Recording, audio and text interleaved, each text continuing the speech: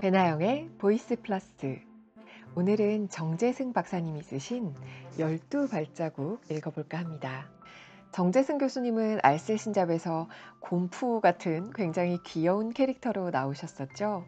그때 통영에 갔을 때 현대를 살아가는 우리도 아직 이순신 장군의 숨결을 느낄 수 있다라는 그런 내용을 굉장히 분석적으로 하시는 모습에 진짜 과학자는 이런 사람이구나 싶었어요. 저는 정재승의 과학 콘서트라는 책도 굉장히 재미있게 읽었는데요. 오늘은 12발자국 소개해 보겠습니다. 이 책에는 천체 물리학자였던 정재승 교수님이 뇌과학자로 변신하신 이야기가 들어있고요. 또 복잡게 물리학을 어떻게 시작하게 되셨는지에 대한 이야기가 들어있어요. 그리고 창의적인 사람들의 뇌에서는 어떤 일이 벌어지는지, 또 인공지능의 시대에 인간 지성의 미래가 어떻게 변할지, 또 스마트한 의사결정을 돕는 뇌과학의 지혜에 대한 12가지 이야기를 12가지 챕터로 나눠서 수록하셨어요. 강의하셨던 내용을 정리한 식으로 쓰신 책이라서 제가 읽어드리기는 하지만 정재승 교수님의 목소리나 표정을 생각하시면서 들으시면 재미있으실 것 같습니다. 책이 꽤 두꺼운데요. 책을 한 권 읽어드리면 아무리 발췌해서 읽어도 거의 1시간 정도 읽게 되는 것 같아요. 그래서 영상의 길이가 조금씩 늘어나고 있는 중인데요. 그래서 중간중간 발췌해서 읽어드리기보다 저자의 생각을 가장 잘 드러내는 챕터를 골라서 한 챕터 정도를 통으로 읽어드리는 게 좋지 않을까 이런 생각이 들었어요. 그래서 오늘은 12발자국 중에서 첫 번째 발자국, 선택하는 동안 뇌에서는 무슨 일이 벌어지는가를 읽어보겠습니다.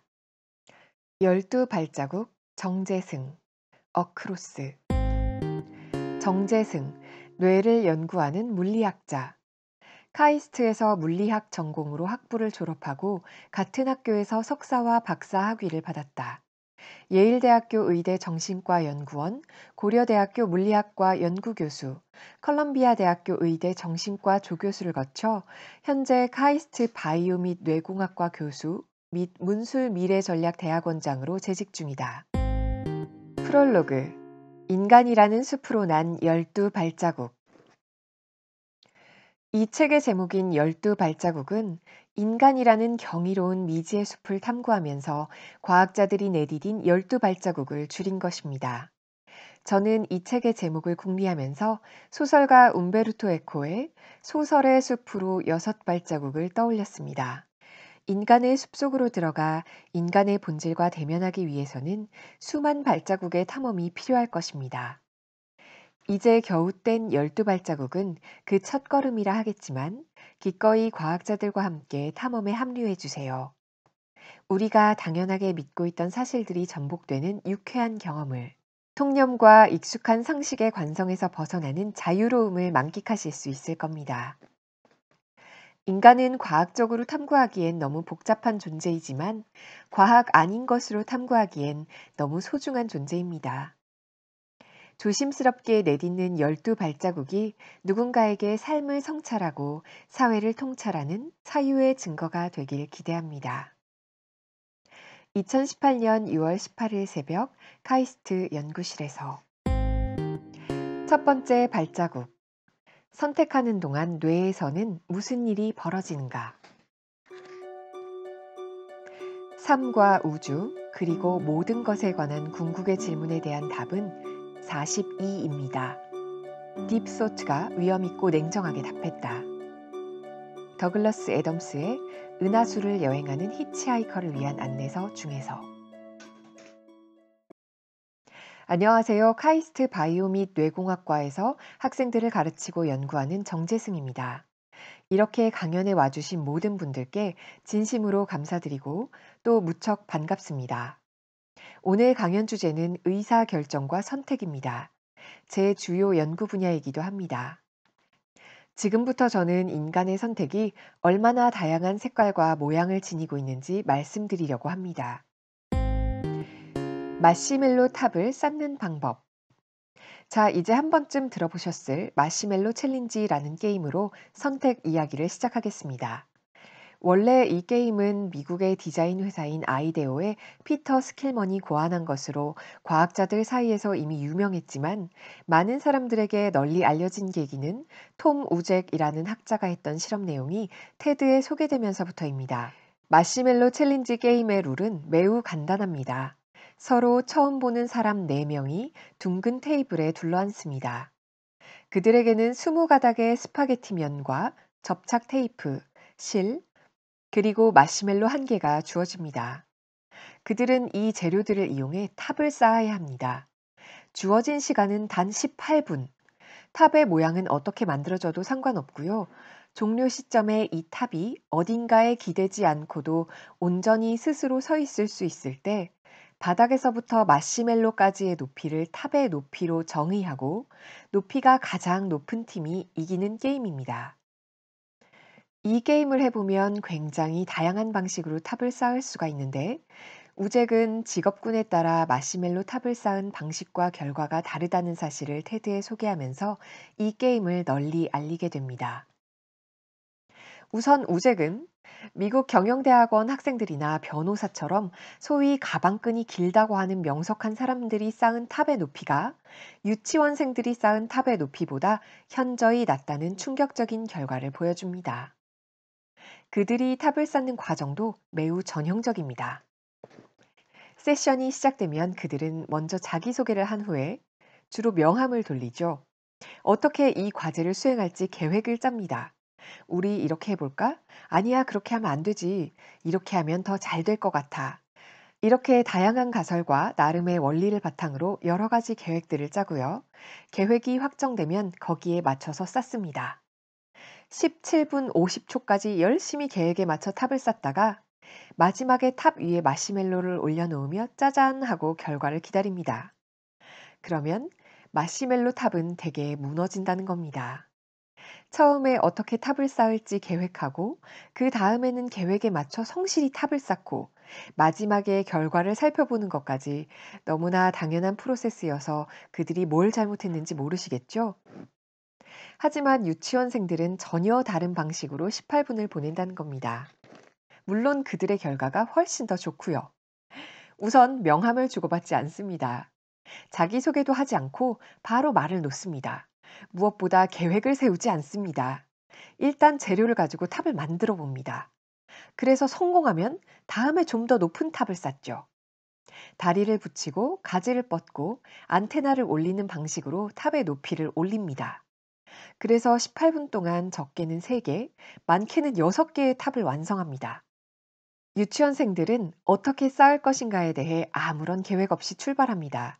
일단 실행에 옮기고 보는 거죠. 작은 탑을 하나 쌓으면 이거 너무 낮은데 높이려면 어떻게 해야 하지? 무너뜨리고 이렇게 해볼까? 라고 하면서 좀 전보다 조금 더 높은 탑을 쌓습니다. 그리고 다시 이거 너무 낮은데 시간 남으니까 또 해볼까? 라는 식으로 계속 성공하면서 조금씩 더 높은 탑을 쌓는 데 이른다는 거죠. 그래서 실제로 성공 확률도 아이들이 더 높고요. 그 덕분에 탑의 높이도 아이들이 쌓은 것이 훨씬 더 높다는 겁니다. 우리 모두는 스파게티 면과 접착 테이프, 실을 가지고 마시멜로의 무게를 버틸 수 있는 탑을 쌓아본 적이 없습니다. 처음 시도하는 일에 좋은 계획을 세울 수 없습니다. 경험이 별로 없는 이들이 계획을 세워봤자 잘못될 가능성이 높죠. 게다가 계획을 짜는데 많은 시간을 보내면 다시 회복할 기회도 없습니다. 그래서 대학원생들은 대체로 좋지 않은 실적을 보이죠. 아이들이 쌓은 탑을 관찰해 보면 흥미롭게도 탑의 다리 맨 밑을 접착 테이프로 동여맨 모습을 흔히 볼 수 있습니다. 탑의 다리 끝을 접착 테이프로 동여매면 신발을 신겨주는 형상이 만들어지는데 덕분에 무게 중심이 내려가고 바닥과 탑 사이의 마찰력이 늘어나서 안정적으로 탑이 설 수 있습니다. 이건 실제로 여러 시도를 해보지 않고서는 계획할 수 없는 전략입니다. 이 실험 결과가 우리에게 들려주는 메시지는 무엇일까요? 회사는 종종 계획을 얼마나 잘 세웠는지를 중요하게 따집니다. 그리고 계획대로 일을 진행했는지를 따져 묻습니다. 심지어 우리는 더 나은 결과를 얻을 수 있는데도 불구하고 처음 계획대로 일을 진행하는 경우도 있습니다. 결과가 더 좋더라도 왜 처음 계획대로 일을 진행하지 않았는지 책임을 묻는 경우가 자주 있기 때문입니다. 처음 해보는 일은 계획할 수 없습니다. 혁신은 계획으로 이루어지지 않습니다. 혁신은 다양한 시도를 하고 계획을 끊임없이 수정해 나가는 과정에서 이루어집니다. 중요한 건 계획을 완수하는 것이 아니라 목표를 완수하는 것입니다. 우리는 목표를 완수하기 위해 계획을 끊임없이 수정하는 법을 배워야 합니다. 계획에 너무 많은 시간을 빼앗기지 않고 끊임없이 바뀌는 상황에 맞춰 계획을 수정하면서 실행해 나가는 과정에서 우리는 더 많은 것을 얻습니다. 특히 처음 해보는 일에서는 계획보다 실행력이 더 중요합니다. 많은 사람들은 인생에 계획을 세우는데 많은 시간을 보냅니다. 그리고 젊은 시절 대부분을 그 계획을 완수하기 위해 준비하는 시간으로 보내기도 하지요. 젊은 시간이 지나고 나이가 들면 더 이상 준비를 안 해도 되느냐? 그렇지 않습니다. 나이가 들면 노후 준비를 해야죠. 그런데 여러분의 삶이 정말 계획대로 되었는지, 자신이 만든 계획 중에서 성공적으로 완수한 계획은 몇 퍼센트쯤 되는지 돌이켜보세요. 내가 왜 이런 짓을 지금까지 하고 있었지라는 생각이 드실 겁니다. 물론 계획이 주는 유익함이 있습니다. 우리는 계획을 완수하지 않더라도 그 계획을 세우고 실행하는 과정에서 상황에 대해 구체적으로 배우게 되죠.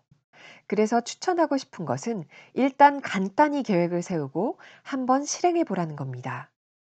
그러고 나면 뭔가 한번 해본 걸 가지고 좀 더 의미 있는 계획을 세울 수 있게 됩니다. 이른바 실행을 통해 배우기가 바로 그것입니다. 아이들은 누가 가르쳐 주지 않아도 선험적으로 그런 방식을 통해 과제를 수행합니다. 인간은 원래 그런 방식으로 세상을 배우는 존재였는지도 모릅니다.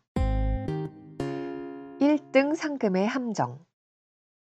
마시멜로 챌린지에서 우리가 얻을 수 있는 두 번째 교훈은 누가 이걸 가장 높이 쌓았느냐는 분석을 통해 드러납니다. 여러 직업군에게 이 챌린지를 도전해보게 하면 쌓은 탑 높이가 평균 20인치, 약 50cm 정도입니다. 기록이 제일 좋은 사람들이 누구냐 하면 건축가와 엔지니어 팀입니다. 참으로 다행이지요. 이런 분들이 우리가 생활하는 건물과 집을 짓는다는 사실이요. 그리고 여러분이 앞으로 과학자들을 어떻게 대해야 할지를 알려주죠. 우리의 삶을 지탱해주는 매우 중요한 사람들입니다. 건축가들이 이걸 잘 쌓지 못한다고 생각해 보세요. 비극이잖아요. 기업 CEO들의 탑 높이 결과를 보면 평균보다 약간 더 높은 수준입니다. 그런데 그 팀에 비서가 한두 명이 참여하게 되면 성과가 아주 좋아집니다. 이 결과가 우리에게 들려주는 메시지는 뭘까요? 사장님은 비서가 꼭 있어야 한다는 뜻일까요? CEO가 하는 일은 기업이 나아가야 할 비전을 세우고 이를 실현하기 위해 조직을 구성하고 그 조직을 이끄는 것이지요. 그러다 보니 실행보다는 계획에 더 능한 분들일 수 있습니다. 하지만 실제로 그들이 뭔가를 이루려면 실행하는 능력, 실행해줄 사람이 필요하다는 거죠. 옆에 있는 비서가 아니라 본인이 이 두 가지 능력을 모두 갖고 있으면 훨씬 더 좋겠지요. 마시멜로 챌린지가 우리에게 들려주는 마지막 교훈이 있습니다. 이를 위해 한 가지 흥미로운 실험이 추가됩니다. 여기 10개의 팀이 있다고 가정해 봅시다. 10팀에게 마시멜로의 탑을 쌓아보라고 하면 평균 6팀 정도가 성공합니다. 그런데 이런 상황에서 이들에게 상금을 거는 겁니다. 제일 높이 쌓은 팀에게 1만 달러, 약 1200만 원의 상금을 겁니다. 18분 동안 열심히 탑을 쌓고 최고의 결과를 낸 팀에게 한 사람당 300만 원이 주어지는 그런 상황인 거죠. 그러면 과연 어떤 일이 벌어질까요? 마시멜로 탑은 얼마나 높이 올라갈까요? 결과는 가히 충격적입니다. 물론 큰 돈이긴 하지만 1200만 원이 주어졌을 뿐인데 결과는 완전히 달라집니다. 성공하는 팀이 사라집니다. 탑을 무사히 쌓은 팀이 사라진다는 얘기입니다. 이걸 여러 번 실험했습니다만 매번 결과는 유사했습니다. 이 경우에 유치원생이 탑을 10cm 높이로만 쌓아도 상금을 받아가게 되는 거죠. 도대체 왜 이런 일이 벌어지는 걸까요? 이런 경우 2등이나 3등은 의미가 없지요. 그러면 사람들의 전략이 달라집니다. 가장 높은 탑을 쌓기 위한 무모한 도전이 시작됩니다. 상금이 커질수록 사람들은 시야가 좁아지고 조급해집니다. 이것을 터널 비전 현상이라고 부르지요. 그래서 탑의 균형과 안정은 고려하지 않은 채 그저 높은 탑을 쌓으려고 노력합니다. 인센티브의 역효과를 보여주지요. 엄마, 나 숙제 다 하면 뭐 해줄 거야? 너 공부 못하면 저거 해야 돼. 우리 사회에서 아주 만연한 대화이지요. 대학이든 회사든 잘하는 사람에게 인센티브를 주고 못하는 사람에게 일종의 처벌을 내립니다. 그런데 이런 제도가 생기면 사람들은 목표와 성취 그 자체를 위해서 달리지 않고 보상과 처벌에 따라 일을 하기 때문에 시야가 좁아집니다. 마시멜로를 높이 쌓으려고 노력하는 게 아니라 1등을 하려고 노력하는 거예요. 그러면 마음이 급해지고 다른 사람들이 어떻게 하는지 봐야 하고 1등을 하기 위해 무리한 계획을 세우게 됩니다. 그렇다면 우리는 어떻게 해야 더 나은 의사결정을 할 수 있을까요? 인센티브에 너무 민감하지 말 것, 계획에 너무 매몰되지 말 것, 그 외에도 과학자들이 찾아낸 어떤 진실이 삶의 선택에 조언을 해줄 수 있을까요? 인생에는 결정의 순간이 있죠. 이걸 할까 말까, 여길 갈까 말까, 이런 의사결정을 사람들은 끊임없이 요구받는데 이 중에는 진짜 의미 있는 기회도 있고 사소한 의사결정도 있겠죠. 중요한 의사결정을 할 때 후회하지 않으려면 어떻게 해야 하느냐에 대한 문제의식을 가지고 우리는 인생을 살아가야 합니다. 우리가 어떻게 하면 더 나은 의사결정을 할 수 있을까? 바로 오늘의 주제입니다. 합리적인 의사결정을 방해하는 것들. 좋은 의사결정이란 무엇일까요? 당연히 후회 없고 실수하지 않으며 내가 기대한 것 이상의 보상을 받는 선택이겠죠. 그런데 의사결정은 그 순간 그것이 좋은 결정이었는지 바로 판단이 나올 수도 있고 10년 혹은 20년이 지난 후에 평가가 가능할 수도 있어요. 사람들이 세용지마라는 사자성어를 종종 사용하는 것도 그런 이유 때문입니다.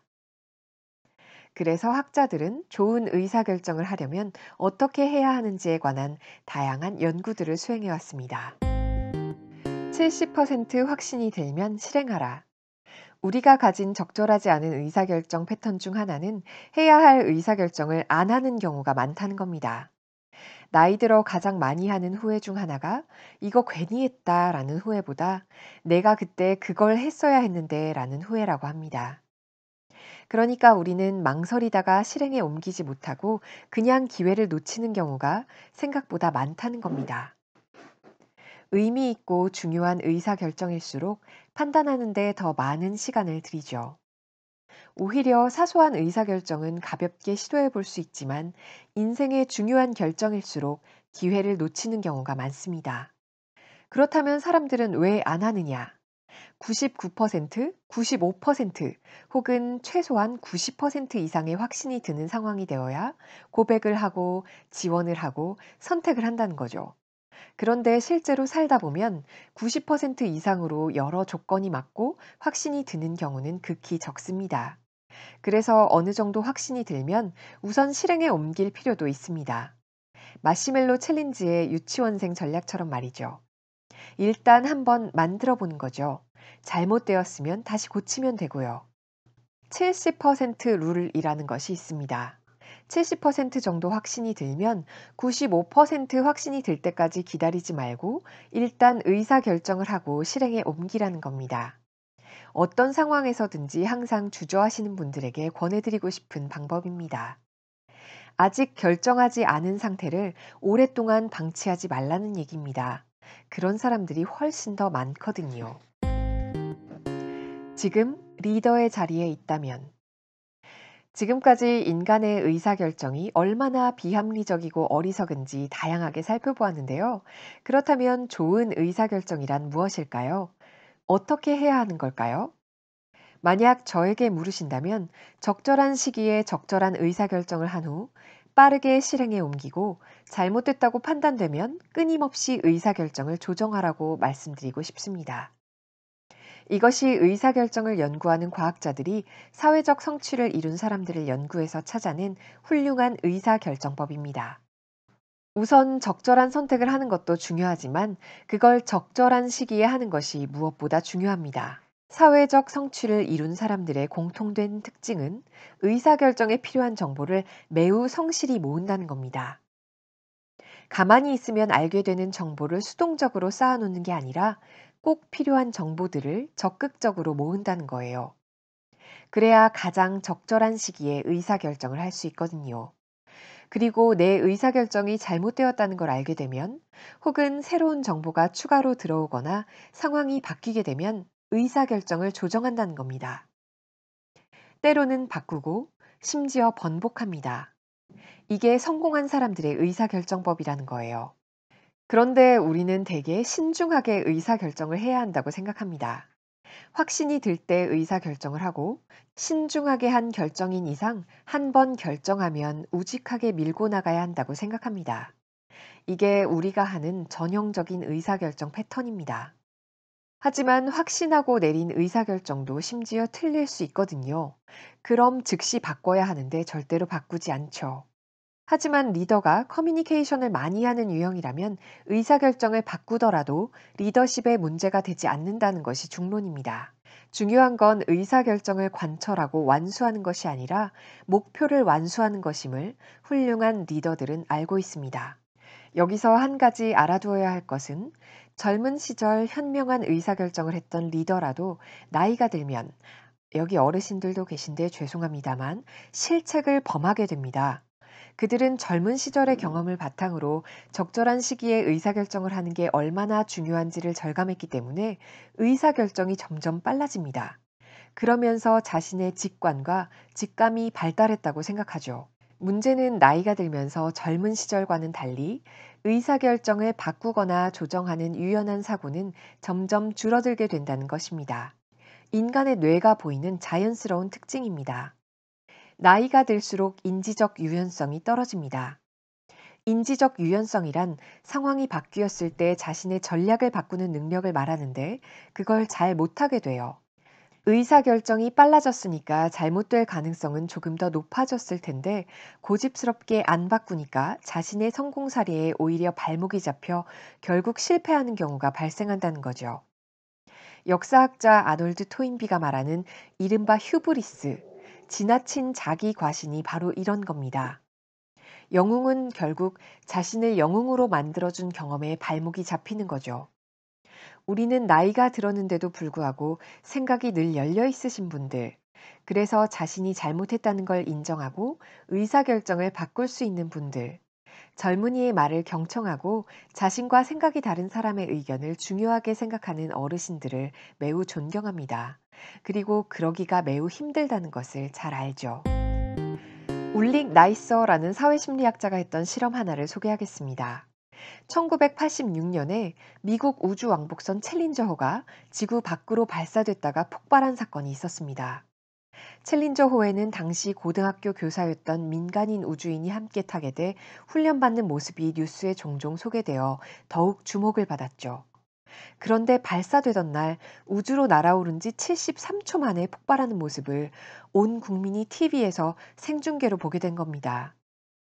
미국뿐 아니라 전 세계인에게 굉장히 충격적인 사건이었습니다.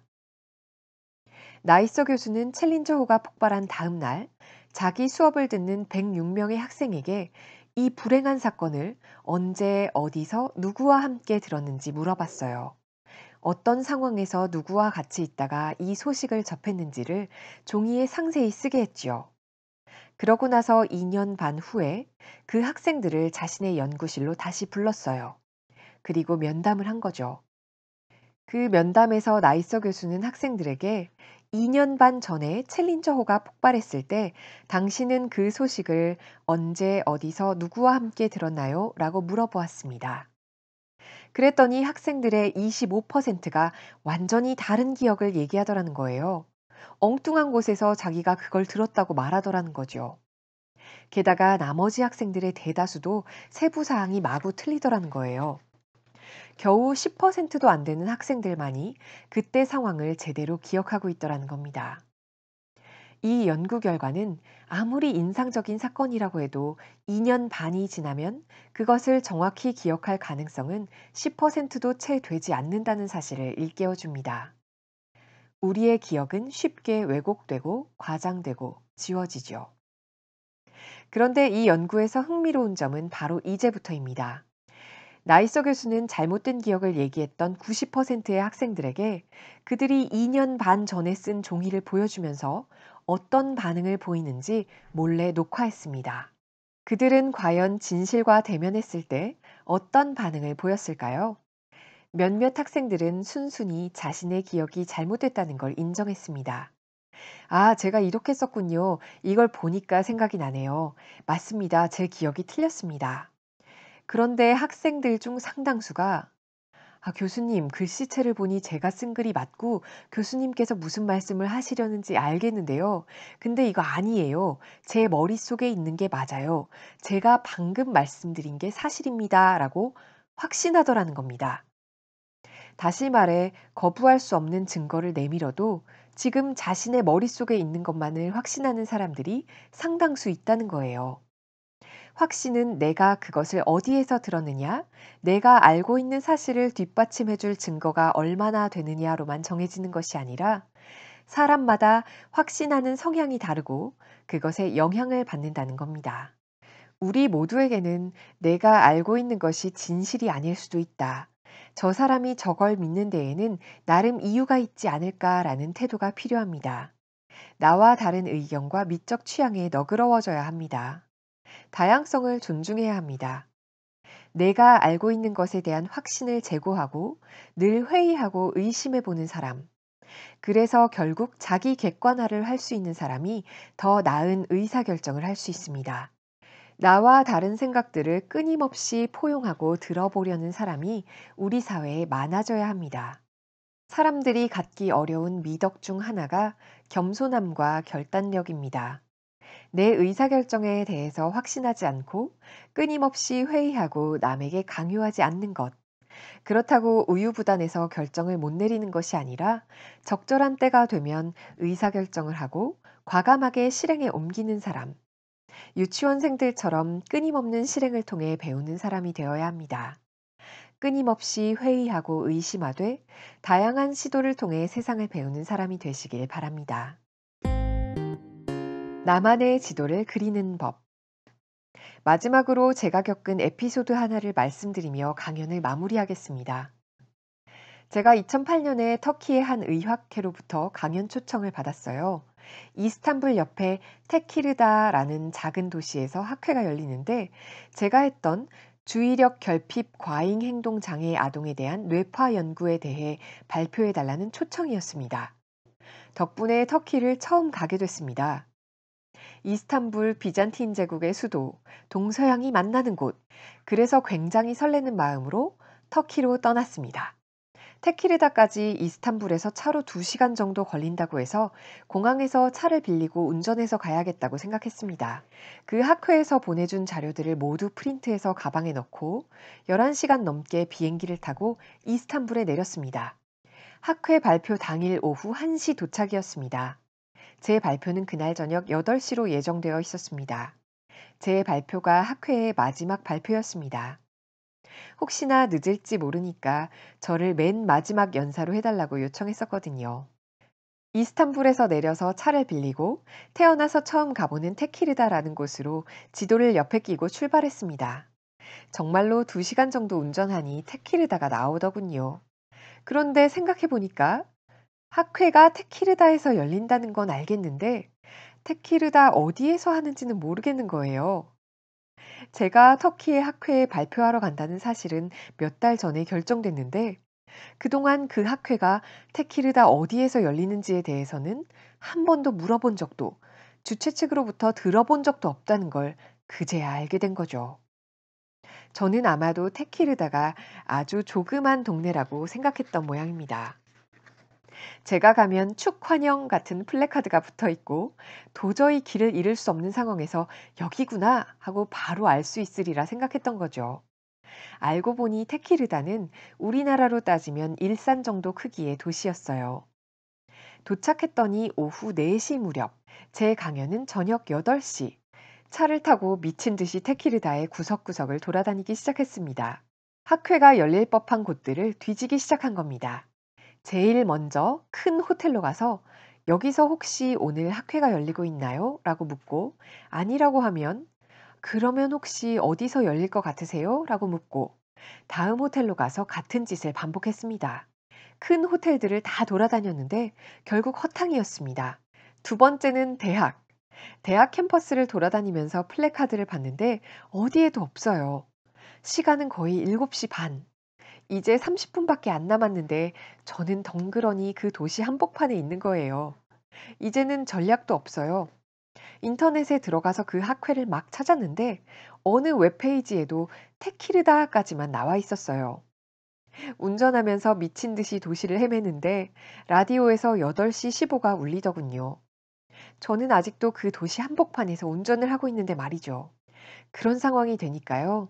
사람이 참 희한하게도 시간이 이미 지났는데도 그래서 도착해봤자 아무 소용이 없는데도 계속 학회 장소를 찾아 헤매게 되더라고요.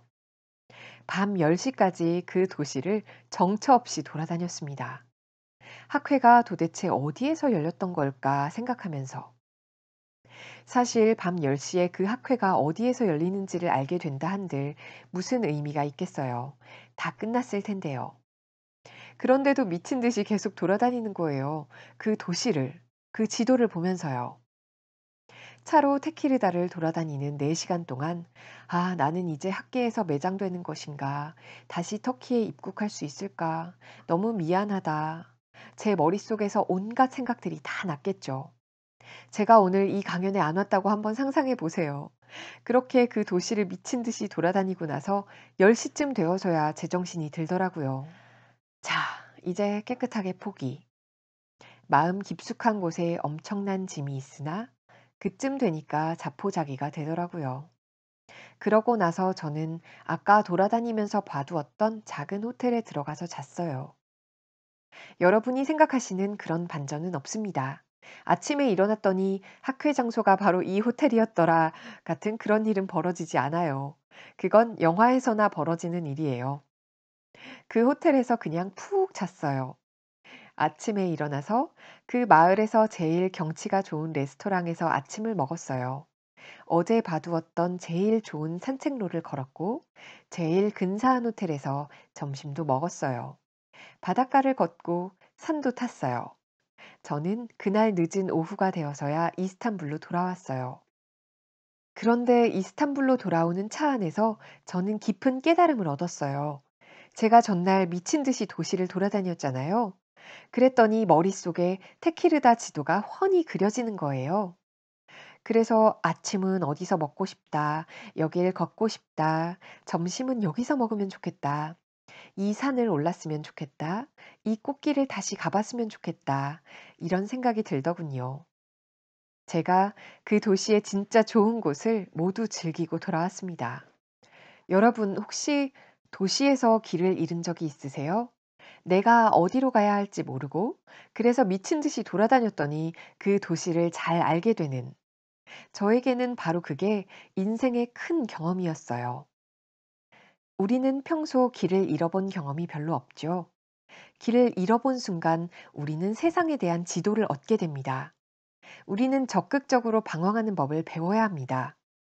내가 정말로 원하는 게 뭔지를 알려면 세상에 대한 지도가 있어야 합니다. 그래야 내가 어디에서 뭘 하고 싶은지, 누구와 함께 어떤 일을 해야 행복한지 내가 그린 그 지도 위에서 발견할 수 있습니다. 학교는 젊은이들에게 지도 기호와 지도 읽는 법을 가르쳐 주고 목적지까지 빠르게 도착하는 법을 알려줍니다.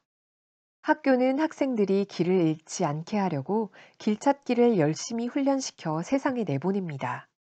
하지만 여러분이 세상에 나가서 제일 먼저 해야 할 일은 지도를 그리는 일입니다. 누구도 여러분에게 지도를 건네주지 않습니다. 세상에 대한 지도는 여러분 스스로 그려야 합니다. 세상은 어떻게 변할지, 나는 어디에 가서 누구와 함께 일할지, 내가 관심 있는 분야의 10년 후 지도는 어떤 모습일지, 나는 누구와 함께 이 세상을 살아갈지, 내가 추구하는 가치는 지도 위에 어디에 있는지, 자신만의 지도를 그려야 합니다. 아무도 여러분에게 지도를 주지 않아요. 세상에 나온 우리는 적극적으로 방황하는 기술을 배워서 자기 나름대로 머릿속에 지도를 그리는 일을 해야 합니다. 여러분의 머릿속에 그 지도가 있어야 후회 없는 선택을 할 수 있겠죠. 여러분에게 당부하고 싶습니다. 세상에 대한 여러분만의 지도를 그려보면 좋겠습니다. 자신만의 지도를 그리지 못하면 40대, 50대, 60대가 지나서도 남의 지도를 기웃거리게 됩니다. 남의 지도를 뜯어내 대충 맞춘 누더기 지도를 들고 그걸 자기 지도라고 믿게 됩니다. 먼저 세상을 살아낸 여러분에게 후배들은 틀림없이 물어볼 겁니다. 앞으로 세상은 어떻게 변할까요? 젊은 시절 지도 그리기를 게을리하면 여러분만의 시각이 담긴 지도를 그들에게 보여줄 수 없습니다. 지도를 그리는 빠른 방법은 없습니다. 길을 잃고 방황하는 시간만이 온전한 지도를 만들어줍니다. 유치원생의 마음으로 미친 듯이 세상을 탐구하세요. 그 과정에서 자신만의 지도를 얻게 되는데 그 지도가 아무리 엉성하더라도 자신만의 지도를 갖게 되면 그 다음 계획을 짜고 어디서 머물지를 계획할 때 큰 도움이 됩니다. 그리고 우리는 남은 인생 동안 그 지도를 끊임없이 조금씩 업데이트하는 과정을 거쳐야 합니다. 누군가가 여러분에게 길을 물어보면 여러분의 지도를 보여주며 나는 이 지도로 내가 갈 곳과 머물 곳을 정했다고 떳떳하게 말할 수 있어야 합니다. 좋은 선택에 관해 뇌를 탐구하는 과학자들이 밝혀낸 연구 결과를 들려드렸습니다. 뇌를 찍고 여러 가지 실험을 하면서 탐구하는 과정을 통해 저희가 결국 알아낸 것은 유치원생의 마음으로 일단 시도해 보라는 겁니다. 그러면 그 시도가 시도 자체로 끝나지 않고 나만의 지도를 그리는데 기여하리라 생각합니다. 여러분의 앞날에 근사한 선택들이 기다리고 있기를 기대합니다. 인생을 마라토너가 아니라 탐험가의 마음으로 살아가시길 기대합니다. 여러분의 탐험에 흥미로운 행운들이 잔뜩 깃들기를 마지막 목표가 아니라 그 여정에서 말입니다. 배나영의 보이스 플러스 오늘은 정재승 교수님의 12발자국 읽어드렸고요. 재밌게 들으셨으면 좋아요, 구독, 그리고 앞으로 읽고 싶은 책 댓글로 남겨주세요. 행복한 하루 되세요.